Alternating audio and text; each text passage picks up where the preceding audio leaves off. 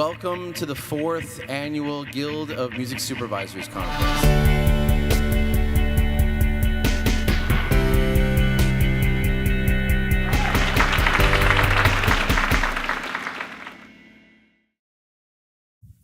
So we have a bunch of industry professionals here. I'm going to introduce them as we get to them in a chain. We're going to go through, copyright clearance situation, basically kind of an independent feature film. Each clearance situation is unique. This will be the independent feature film in this example. First, we have to get a general idea of what a copyright is and what you're actually doing. And to help us with that is a famous attorney, Neville Johnson. Hi, and good afternoon. So, intellectual property is what we're talking about, obviously. That's a copyright. These are copyrights. There are 2 copyrights you will be dealing with in the film and audiovisual situation. One has to do with the sound recording itself, and the other has to do with the underlying musical composition, and you need to clear both rights if you're going to go ahead and utilize the composition and the sound recording. In connection with the musical composition, you get what's called a synchronization license. Sync license, that's the term everybody uses. It basically has to be in writing. Theoretically, and I suppose it happens sometimes, there are oral sync licenses, but it's not preferred practice at all. You can't transfer a copyright unless it's in writing, but you can grant a license to somebody that doesn't have to be necessarily in writing. Problem area number 1 I've seen.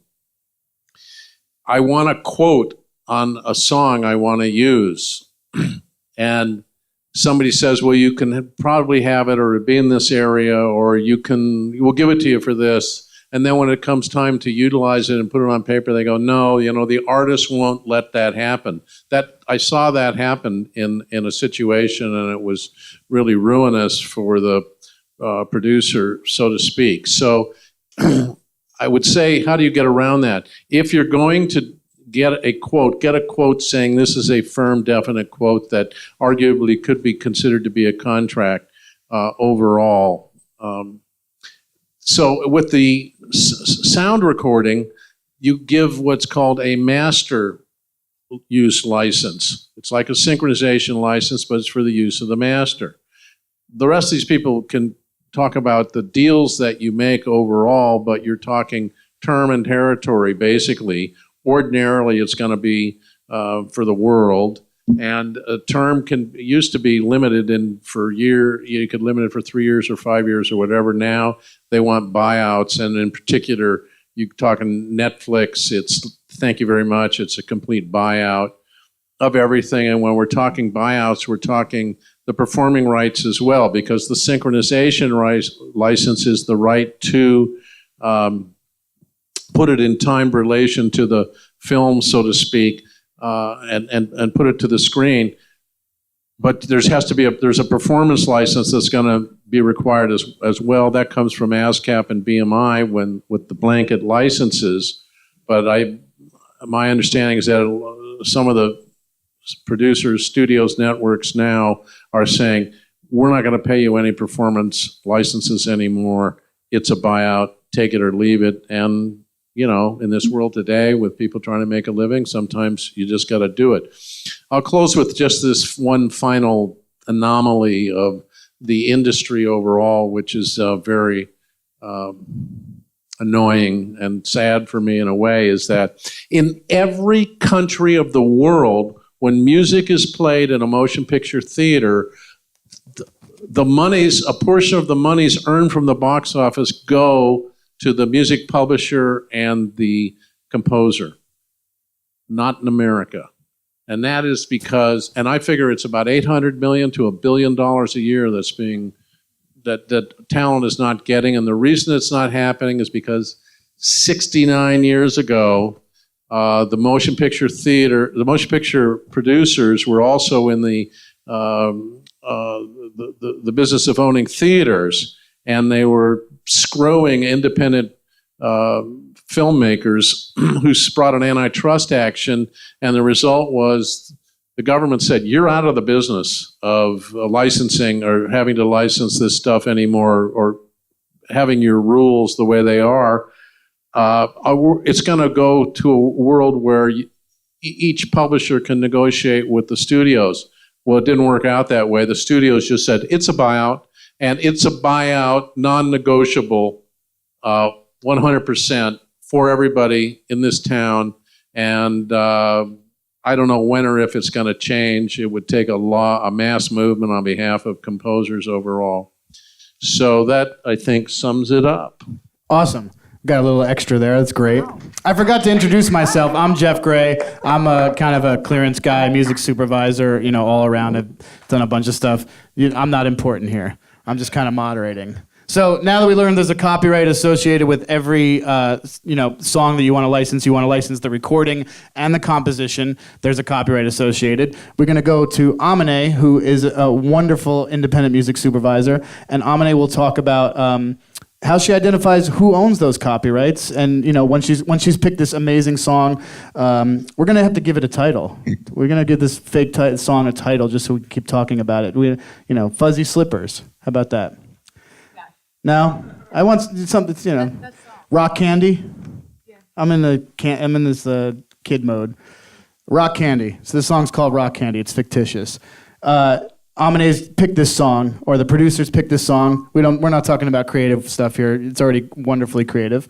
Amine, how would you go about finding out who owns the song? And Amine does a lot of clearances for her own productions because she'll work on stuff that they can't afford to hire a coordinator for her to clear stuff, so she has to do it all her own.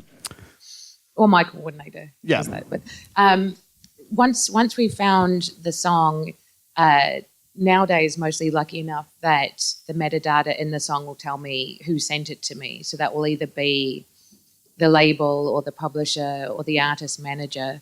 But if none of those things are true, because that would be my starting point, if none of those things are true, there's several resources, BMI, ASCAP, PRS, they all have...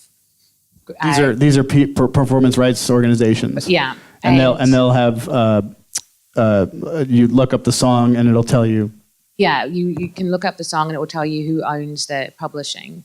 And there's a few good sites for the master side, All Music, Discogs, and you can find out who owns the master rights.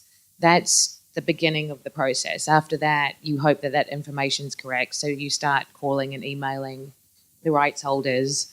And on the sound recording side, now I'm seeing more and more that it can be a split master. So someone will own the North America and the rest of the world is controlled by someone else. So your job as the supervisor / clearance person is to make sure that you have 100% of the copyright and the sound recording quoted on, cleared, and to make sure that it is 100%. So you're speaking to the person that actually owns it.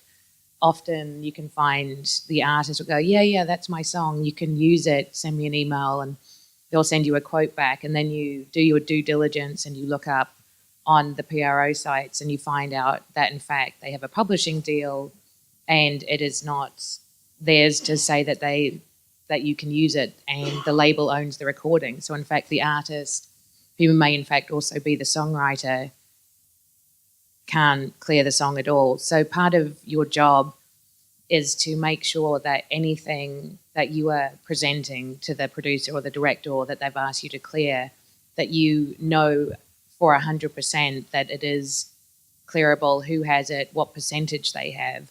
And once you have that information, then you send them a quote request with the terms that you want. And as you were saying, mostly the things I work on, it will be all media, world perpetuity, and then these are the rights you're clearing it for broadcast. And with the exception of if it's TV, you can exclude theatrical. So part of the job is to actually make sure all of that is buttoned up. You have all of the information for each song and you verified it. So it's not, you haven't taken one person's word for it. You've checked with the label, with the publisher, and you can get the writers' names from the PRO sites. So not just making sure that you have everyone, all the writers, confirm their percentage, not only with you, but I've been in situations where I've had to get everyone together on a call for them to sort out the percentages because they never have. They're like, oh yeah, we all wrote the song together. And then someone will say, but I did a little bit more than you, so I want 50%, and you can split that. So things that should be taken care of long before clearance gets there. But I should add that in the absence of an agreement, when there are three composers or two, it's an equal split unless the parties otherwise agree in writing. Yeah, these are clearance tricks. We don't have to give into any, but you can force their hand on a lot of things and just tell them what you're going to do if they can't get their stuff together. That's no matter how much one person contributed in compared to another. Yeah, if they're listed as an owner of a copyright on a registration, they have an equal right in that copyright to exploit it. Unless they tell you otherwise. Right, unless they've agreed otherwise. Yeah. But don't get them to agree. That's all. There's always litigation. Yeah. But yeah, it's like getting all of this in writing and getting everyone to agree on the price. So part of that, what you're saying is correct, but if you push too hard, that's where it gets into sort of fuzzy territory, because you're also trying to sell them on agreeing to have their song used in your film, depending on what the money is or the subject of the film. So there's a fine line between the creative and the clearance side, where it's not just negotiating because they've agreed they want to be in it. You can't. I'm sorry, I'm going to interrupt. I'm sorry. Yeah. No matter how good your creative vision is for the song, it could conflict with the owner of the song. So you have to be creative and then creative again in making sure you can get someone to agree to let you use the song. Yeah, and in a budget that you want.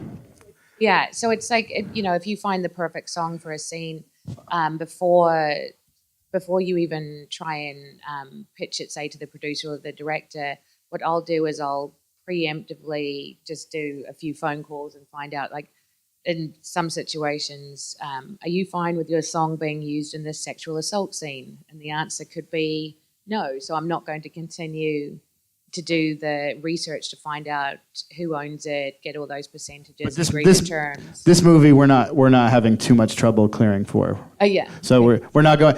Take the next one where it's I think it's troublesome clearances or something with Linda, and they're going to get into like all kinds of roadblocks.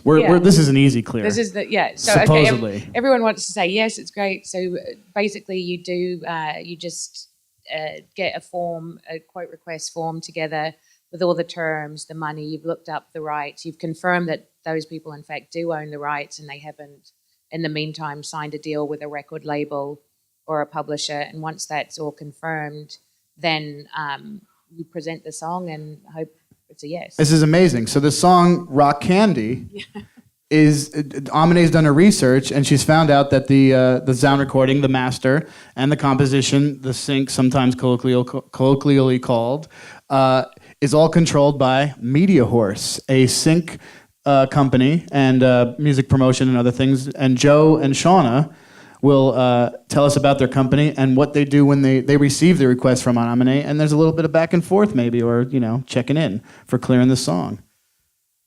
Hi, I'm Shauna. So when the quote request comes in from Amine, she may have put an offer in there for the fee, or it may be blank. And then from there, he and I will look at what the film is and who's in it, perhaps what the overall film budget is. And then if it's, like she said, the terms are worldwide, perpetuity, all media, that's going to increase the fee. There's instances where we'll have to go to the artist for approvals, like you said.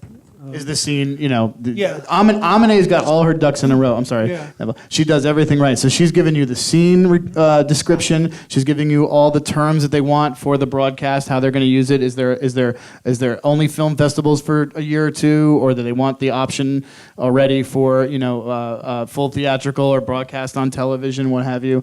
And she's also giving you any promo they want, any in context advertising as well, those rights. There was something I was missing. Well, No, out of context, we're going to get. We'll next to. usually get a list of options. Right. Typically, they'll be. But anywhere from- Amine has given you everything you need, so you're just reviewing it. Right. I'm sorry. Yeah, I just tell her to get as much money as she can. And that's basically what we do. It's pretty awesome. It's pretty easy. Now this song is in one place. They've agreed to it. That's great. It's going to get synchronized into this picture. And But one thing to add is if it is festival licensing, that fee is generally pretty low. It's generally anywhere between $500 and $1,500 to $2,000, and then we would build in a step deal. So if that's what she was looking for, then we'd work with her on that as well. And as a step deal for everyone clearing is, you get the rights to show it at these film festivals for this low price. But once you secure certain funding at certain levels, Distribution for the film, there's a bump. Then and this is what it'll cost based on that. Box office dollars, there's another bump. If they're going to buy your film to distribute, they want to know how much the music is going to cost if you haven't paid for it already. So these are important budgeting. I think for independent supervisors in films, clearing without for all media world perpetuity, because they don't know who the distributor is. So it's if you're working on a film that already has a distributor, your price will be different than working on a film that doesn't have a distributor, because often they might decide to release it themselves, or they don't know what they're going to sell the film for. So And then the overall budget of the film also dictates the quote. Right. A lot of requests will indicate specifically that this, it might be a SAG or something, ultra low budget production, and they're letting you know that they didn't have any money to begin with, and can we have it as cheaply as possible? we would give it to you if we had it. That's why we primarily do commercials and promos. Right. The independent films are said no to immediately. So Jo and Shauna have agreed to it. It's amazing. It's going to be in the thing and everything like that. Because we like Amine. We've already spent to the it. money. It's amazing. So here's another part of clearing. Sometimes you're the music supervisor and there's a really good budget in this movie and you can hire a clearance person. And you might hire someone like Matt Lilley at MCL Music Services, and they'll do the job, and Amine doesn't have to worry about all that, or she'll at least deliver the research she's done. But in this case, check this out. Matt's been hired by the distributor who's picked up the film, and he's going to clear, let's say you're going to clear Rock Candy for the actual trailer. They love the song so much, and they're going to clear for the trailer, and Amine hasn't done this already because they didn't think of this until after the fact. So what happens there, Matt? Well, a couple things will hi. happen. Sorry. What's that? Say hi anyway, too. Hi, I'm Matt. Thank you for having me, guys. Well, the first thing I think of when a song is used in a film and the distributor wants to use it in the marketing campaign is I'll want to speak to someone in the marketing division there and ask them how much money they want to spend. I'm going to try to get them to spend as much as I possibly can in an effort to get the lowest possible film use fee, to lower that film use fee. These independent films they have minuscule budgets. They don't either have the money or they didn't have the discipline to set aside any money to cover music licenses. So, and you don't do that on independent films. You do that on huge films with huge budgets. You want to try to help that film music budget out, and that's music to the ears of the licensors. Hey, you want to license this song Rock Candy for $100,000 aside for an all media world perpetuity trailer license, and how about giving it to my client for use in the film for $10,000 all in? Let's lower that $30,000 fee, film use fee to something more nominal, something just to help out my client as much as possible. Marketing divisions tend to budget accordingly, so that's the first thing I would do. So as a clearance person, you can use pre-existing licensing agreements for the same property to benefit your client being the production. Sure. If a license hasn't been executed and paid, you can try to renegotiate. And it's really bad for artists, really great for you working for the company, though. Yeah, and so if I went to Warner Chappell and said, look, you've quoted $100,000 for this trailer use, $20,000 for the film use. Let's get that film use down to 10. Let's get the trailer use up to 150. Talking aside here, so $300,000, let's say, for the trailer use, and let's get the film use down to $20,000 all in. they don't care where the money's coming from as long as we agree to some fees, everyone's agreeable to them, they get paid, everyone's happy. I basically try to think of making the filmmaker happy, try to work with their budget. The distributor's got more money. And one of the reasons these prices fluctuate like that, and you should know this in clearance, is that the trailer, in theory, is going to be seen by way more people than the film. Unless it's a huge film and it's successful and stuff, then you're going to get returns that are similar. But so the trailer has more eyes, it's more exposure, it's more brand association with it. You're selling. Yeah. So you're using it to sell you're using rock candy now to actually sell the picture, whereas it might have not even had such a huge role in the production as a creative thing. Now another creative force has come in, and you got to clear. You got to get it done. Yeah, and just to be clear, I'm not trying to waste, the marketing division's money, but it's a creative way to make filmmakers happy, make a distributor happy, and it's commonplace. Cool. So we've gone through that, and now we've got this film, and it's going to be distributed by this company, maybe Paramount or something else. But Mary Jo Braun works for a company called Paramount. Thank you. Oh. So they've picked up this film for distribution. What are you looking for in the agreements? What do you need from everybody? Has everyone gotten everything? So one of the first things I will do is ask our distribution department for all of the agreements, so I can make sure that Matt has obtained all media, now known or hereafter devised, and also if there are any trailer options, that we are okay to do that, because oftentimes Paramount will create a trailer on their own or on our own and put money into a trailer if we're distributing an independent film. So Rock Candy, that song, we find out, I'm putting a scenario in here, we find out that there's a sample. No, there are 3 samples. Amine, how did you miss this? Yeah. I didn't. It was someone else. Okay. So, Someone delivered the wrong mix. There's 2 versions. Thank you. so we have to find out, so I'll go back to the clearance person and ask, listen, we found out that there are 3 samples. We already have a claim. We need you to get going on clearing that. Now, Paramount may, if it's an independent film, it may not be a union film. It may or may not be. And we can't participate in any of the clearance if it is a non-union film.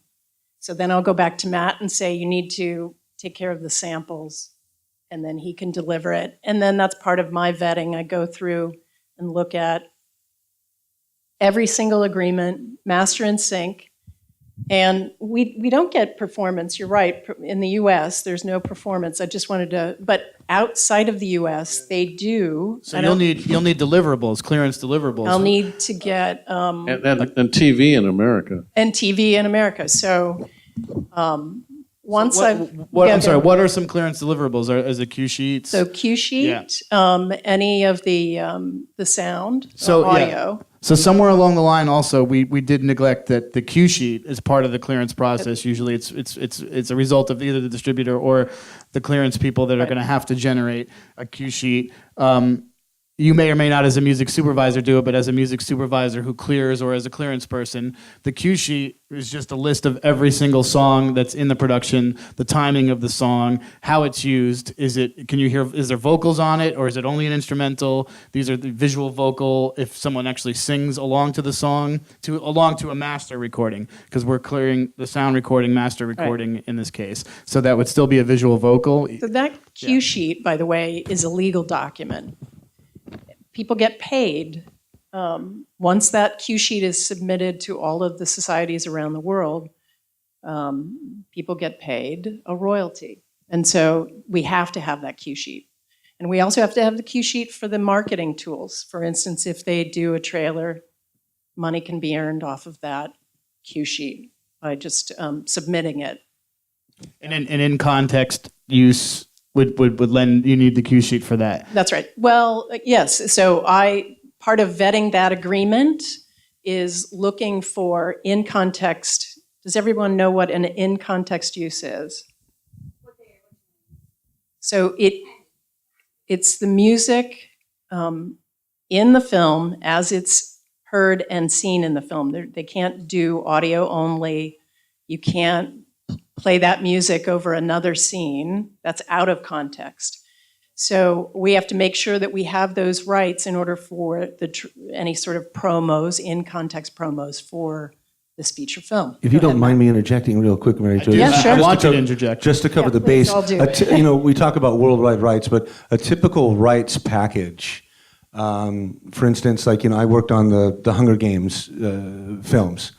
All media worldwide in perpetuity includes in context advertising and promo rights, and it covers everything: streaming, you know, physical DVD, you know, anything under the sun. Literally all media, and for television, all media excluding theatrical, because typically shows aren't, you know, exhibited in movie theaters, will also cover, worldwide perpetuity will also cover not just use on television, but streaming, you know, physical home video units, the whole nine. So it's really important that, I think you guys know that all media does We'll do cover some questions too, because we're going to... So, and that's very important for our distribution department, because it may be a feature film that went to the festivals and we then bought the distribution rights, but it may only go to TV. It may not show up on the big screen. So that's another reason why the cue sheet is so important, because, as Neville said,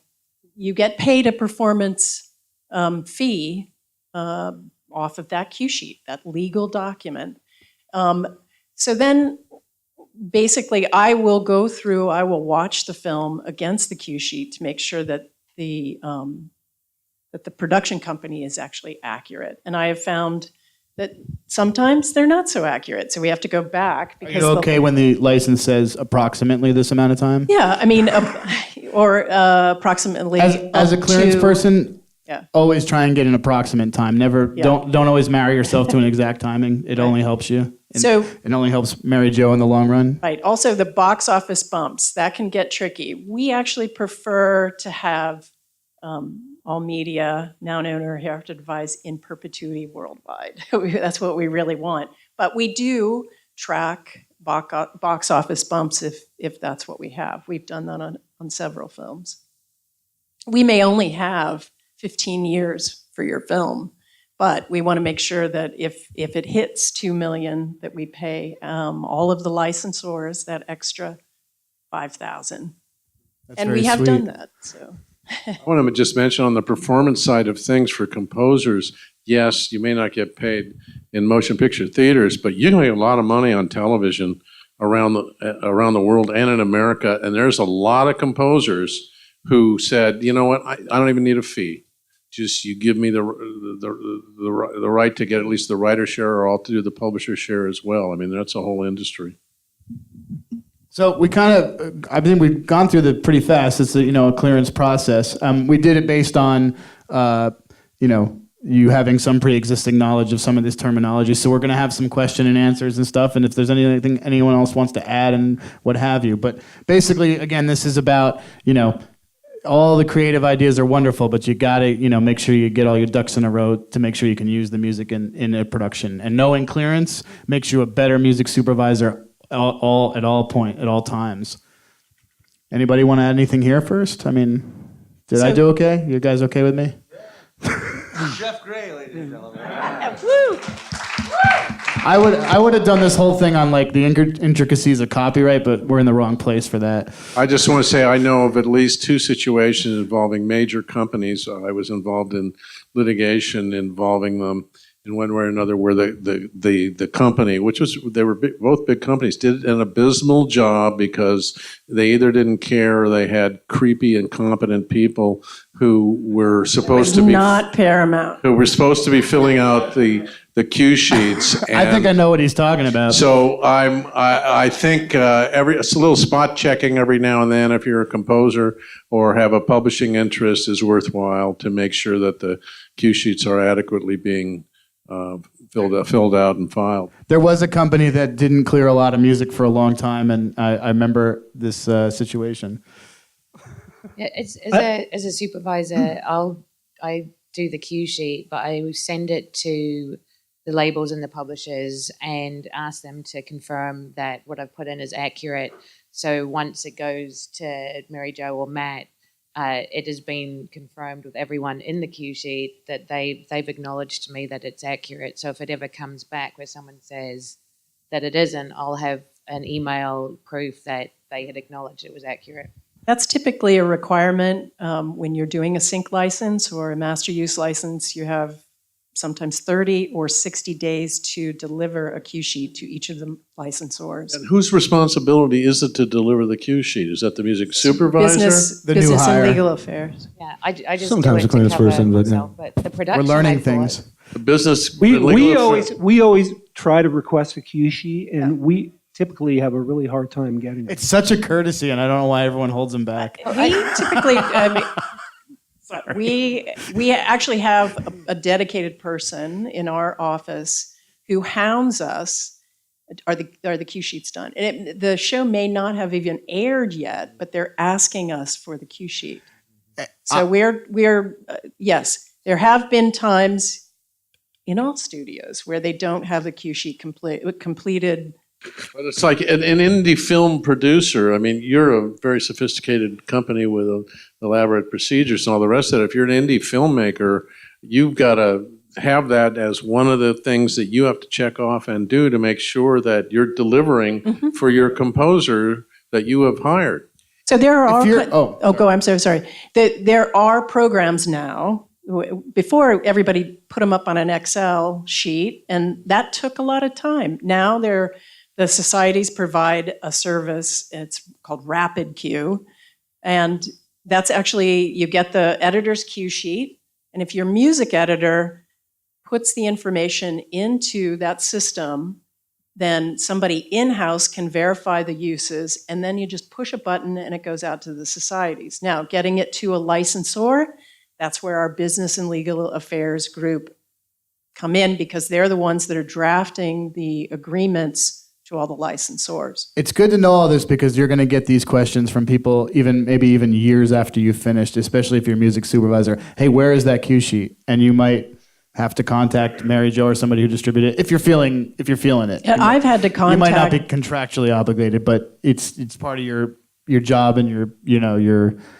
Well, I think because our job is to, if we don't have a music editor, and a lot of indie films, it's the editor and yourself. Amine's not letting a film go out without a cue sheet. No, but I will submit it to the production company, whose job is then to submit it to the PROs and the distributor, but often that falls short somewhere after I've handed it to the production company. But since I've given it to all the writers, they can also submit it directly to the PROs if the production company does not fulfill their obligation to do that. So that's why it's good to actually give it to other people, because it will make it through. It's funny.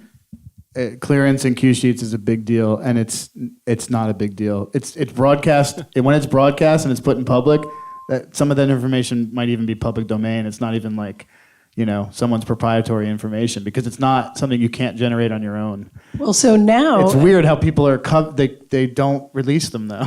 people, musicians, big bands, and independent bands are now watching. So once these guys have done their due diligence as far as research and clearance, we have a television show up, let's say on Amazon. So you have people around the world going, I saw that my song was used, because it may not be on a cue sheet, but it may be on Amazon's website.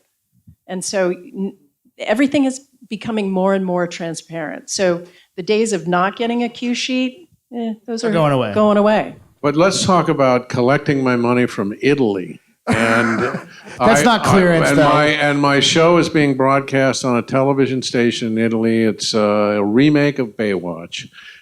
So Nobody's watching that. yeah, I was just in Berlin and I went to the David Hasselhoff Museum. I'm not kidding.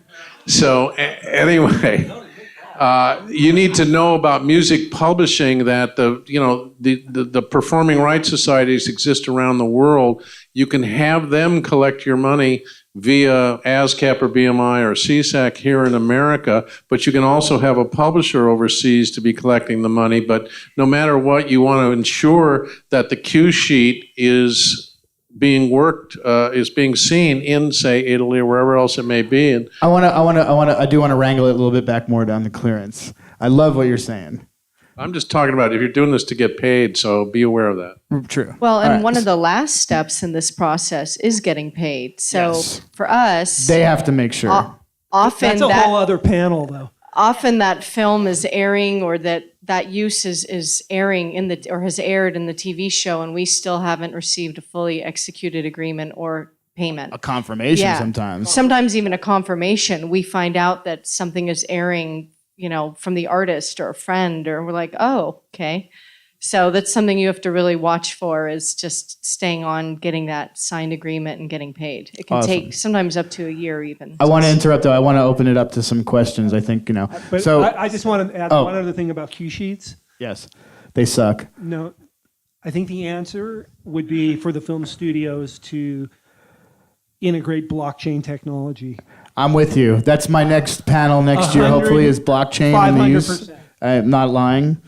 That's a whole nother world. Do we have any clearance questions from the audience? Is there anybody who's really interested in clearing and not even supervising?